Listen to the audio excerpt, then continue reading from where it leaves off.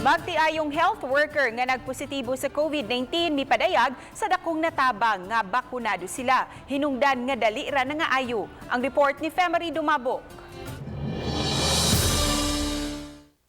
Parehong health workers sa kapampublikong tambalanan na magtiayong sila si Joanne, midwife, o JR Silidonio, nursing aide. Adunay comorbidity si Joanne. Why noon kayo siya ma-expose sa mga pasyente nga nagka-COVID atol sa pagbuto sa COVID-19 sa niaging tuig. Apaning tuiga nga nagkadaghan ng kaso, lakip na siya sa niatiman sa mga pasyente nga nagka-COVID. Sa miaging Agosto 10 lang nakasinati siyang mga sintomas sa COVID-19 ug nasutang positibo kini.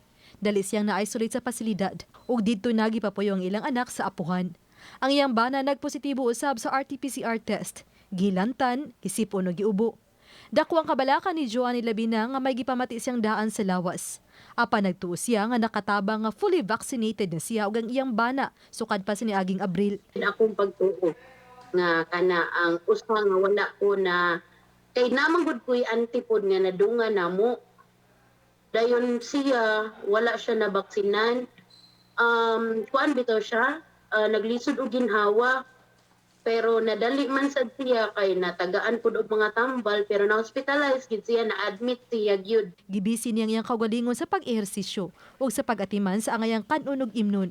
Susama usab ang gihimo siyang bana nga karon naghinam-hinam na nga moserbisyo pag-usab sa mga pasyente. Mabalaka ko kay tungod na unsa nakaha ako ang pamilya dito basi gilibak na kay tungod na COVID ming duha sa kong bana. Usara gyud ang makapakuan dili magpadasa. Uba ni Jun Sulon. Ako si Femery Dumabok. Balitang Bisdak.